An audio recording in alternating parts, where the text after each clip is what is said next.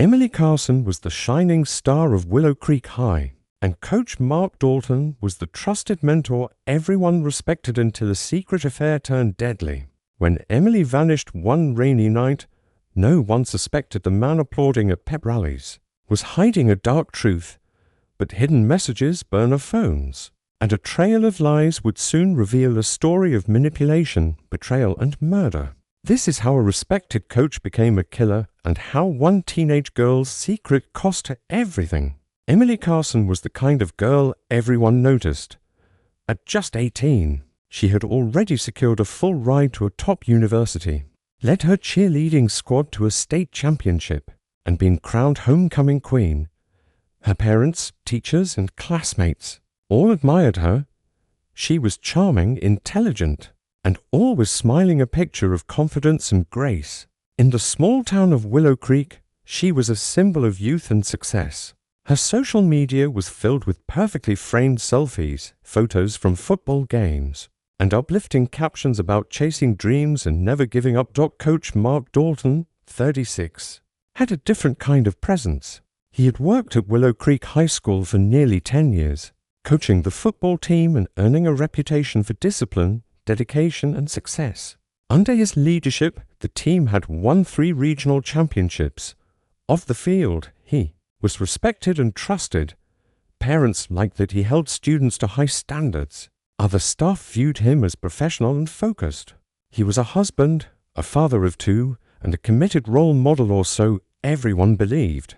From the outside, there was no reason to suspect anything unusual between Emily and Coach Dalton. They occasionally crossed paths during school events or sports functions. Emily cheered at the football games he coached, and their interactions were brief and appropriate, or at least that's how it seemed. It started with small things: an extra compliment after practice, a smile that lingered a little longer, an offer to help her improve her strength training. At first, it was easy to dismiss. Coaches often encouraged their athletes, but over time, the contact grew more personal. Coach Dalton started sending her messages outside of school hours. He framed them as helpful advice or motivational texts, but they slowly shifted. Compliments became flirty. Boundaries blurred. Emily, fluttered by the attention from a respected adult, didn't see the danger. She thought she was special, chosen. For a girl on the brink of adulthood, validation from someone like Dalton felt powerful. He told her she was mature beyond her years. She believed him. Their exchanges became a daily habit: texts, late-night chats, and eventually private meetings. Dalton was careful. He used a second phone, kept their messages vague enough to deny, and made sure no one saw them together in a way that looked suspicious. But his motives weren't romantic. They were selfish, calculated.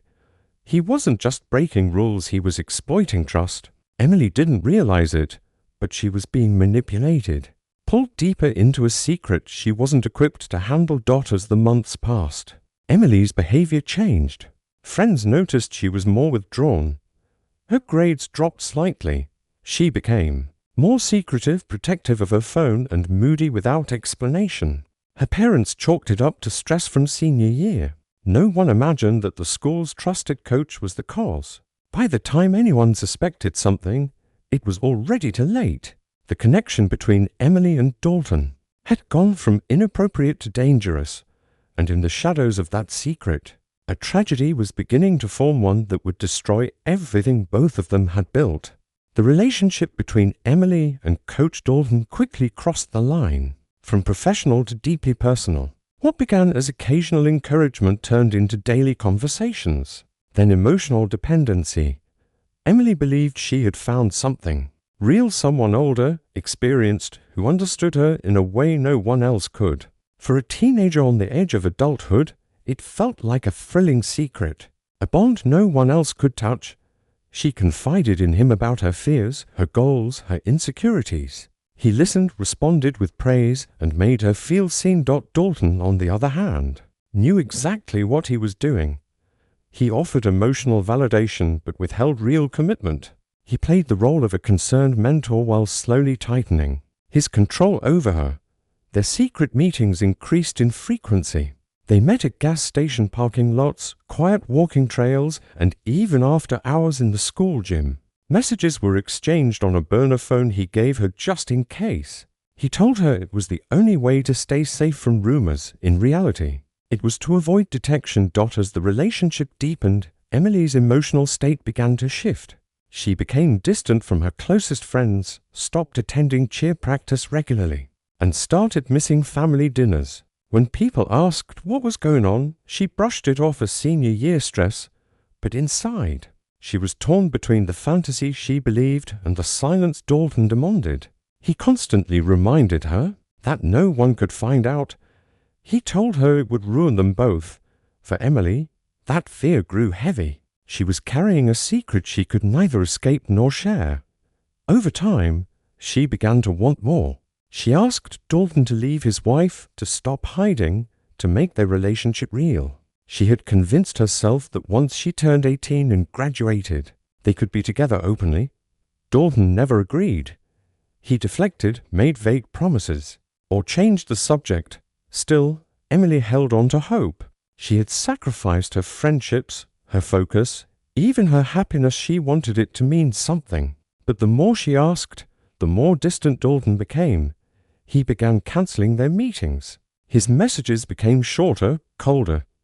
Emily grew anxious. She feared he was pulling away after everything she had given up for him. That anxiety turned to desperation. She told him she had saved all their conversations. She hinted that she could go public if he walked away. She believed she was fighting for love. In Dalton's eyes, she had become a threat. That's when the tone of the messages changed. Dalton grew stern, even aggressive. He warned her to be careful. He told her she had no idea what kind of damage she could cause. Emily was no longer his secret affection. She was a liability that could destroy his life, his career, and his family. And in a twisted effort to protect himself, he started thinking about the unthinkable. What Emily didn't realize was that her pleas for honesty and commitment had pushed Dalton into a corner. And when someone like him feels trapped, they don't confess. They find a way to make the problem disappear. On the evening of March 17th, Emily told her parents she was going to meet a friend for coffee. It was a simple excuse, and they didn't question it. She had used similar ones before. She wore a hoodie, tied her hair back, and left quietly just after 8 p.m. It was the last time her family would see her alive. Hours passed without a message. Her phone, which was usually active with social media updates and texts to friends, went silent. By midnight, her mother began calling. No answer. By morning, there was still no sign of her. Her car was found near an abandoned railroad bridge, just outside of town, locked and empty. Her phone was gone. Her purse, wallet, and school books were still inside. The town of Willow Creek was shaken. Emily Carson wasn't the kind of girl who ran away. She was reliable, close to her family, and had no history of mental health issues or trouble at home. Her sudden disappearance set off a massive search effort. Volunteers combed nearby woods. Police dogs were brought in. Helicopters hovered over the area. But there was no sign of Emily. As the investigation unfolded, police began digging into her recent activities.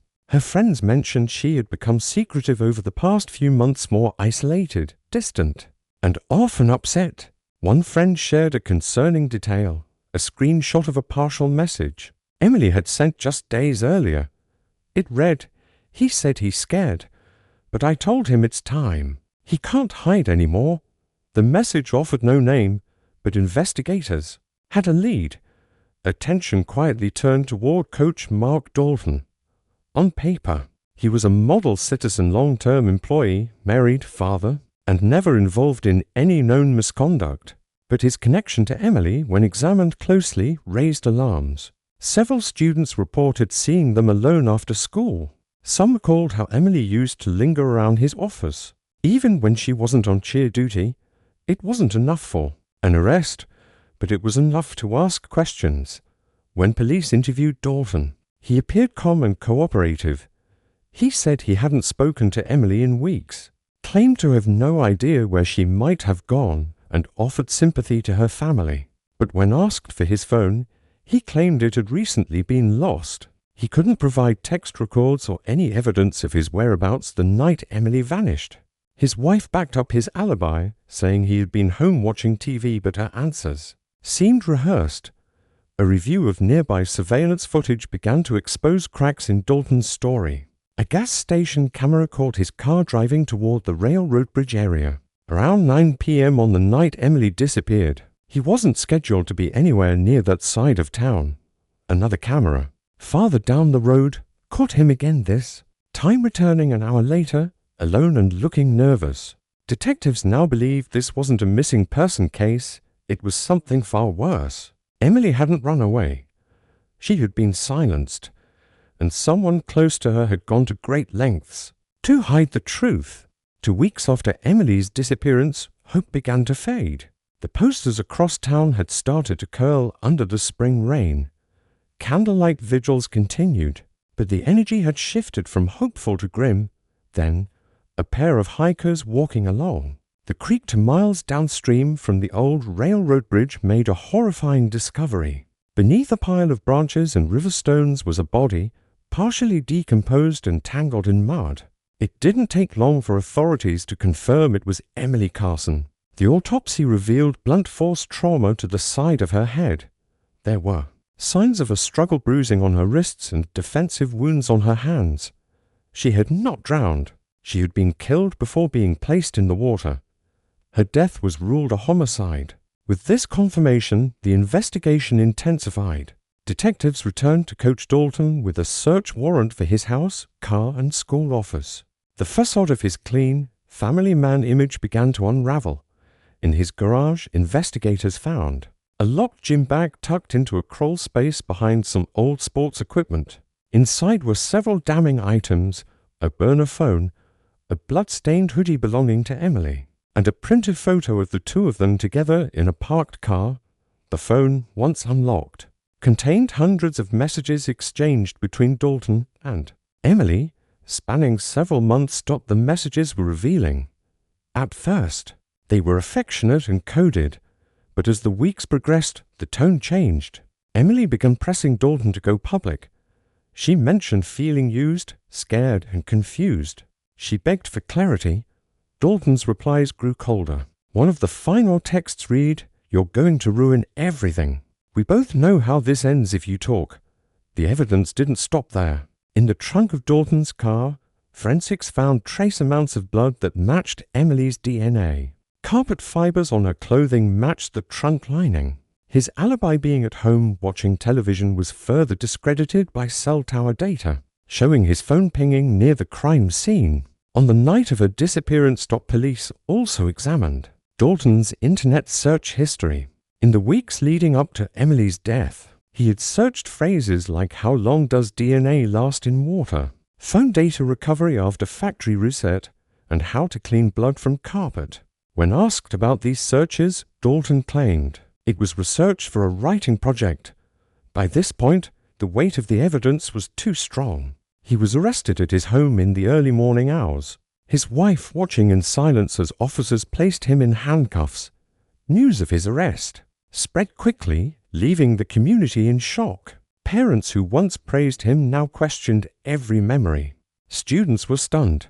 The betrayal was personal, and the town was left to process the horrifying truth. The trusted coach had manipulated, deceived, and ultimately murdered one of his own students to keep a secret from unraveling. Emily's story, once filled with hope and promise, had ended in silence by the very hands that claimed to support her. The courtroom was filled to capacity on the first day of Coach Mark Dalton's trial. Reporters lined the sidewalks, former students, parents, and residents of Willow Creek packed into the wooden benches, all seeking answers about how a man they once trusted had become capable of such a horrific act. At the front of the courtroom sat Emily Carson's parents, pale and exhausted, clutching each other for strength as the case began. The prosecution laid out a timeline. Supported by overwhelming evidence, they introduced the hidden messages between Dalton and Emily, presenting them as the start of a manipulative relationship that eventually turned deadly. They played audio recordings recovered from the burner phone, and revealed the disturbing internet searches he had made in the weeks before. Emily's death. Every detail painted a picture of a man who had crossed a moral line and then desperately tried to cover his tracks. The defense attempted to argue that the relationship had been consensual, that Emily was emotionally unstable and had threatened to hurt herself. They claimed Dalton had panicked when she became aggressive during their final meeting, but that narrative quickly unraveled. The medical examiner testified that Emily had suffered a strong blow to the side of her head and had not died by accident. There was no evidence of self-inflicted injuries, only defensive wounds. That suggested she had tried to protect herself from an attack. Witness after witness took the stand. Emily's best friend spoke tearfully about how she changed in the final months, how she became isolated and scared. Several students shared stories about seeing Dalton and Emily together in places they didn't think much of at the time, but now realized were clear signs that something was wrong. And perhaps most damning was the testimony of a digital forensics expert who showed that Dalton had deleted key messages and reset his main phone the morning after Emily disappeared. When it was time for Dalton to speak, he declined. He sat expressionless for most of the trial, occasionally glancing at the jury but never toward Emily's family. His silence, once seen as composure, now looked like guilt. After 8 days of testimony and 3 hours of jury deliberation, the verdict was read: guilty on all counts, including first-degree murder, tampering with evidence, and abuse of power. Dalton was sentenced to life in prison without the possibility of parole. He offered no apology, no statement, no explanation. The courtroom remained quiet as Emily's mother wept softly. There was no justice that could bring her daughter back, but there was at least accountability. In the aftermath, Willow Creek changed. The school implemented stricter policies regarding staff-student interactions. A scholarship fund was created in Emily's name, helping young women pursue careers in criminal justice and mental health. Her story was shared in national media, podcasts, and documentaries, not just as a tragedy, but as a warning. Emily Carson had been full of life, with dreams far beyond the edges of her small town. Her light was stolen by someone who was supposed to protect her, but her voice, once silenced, now echoes as a symbol of truth, awareness, and the cost of secrets kept too long.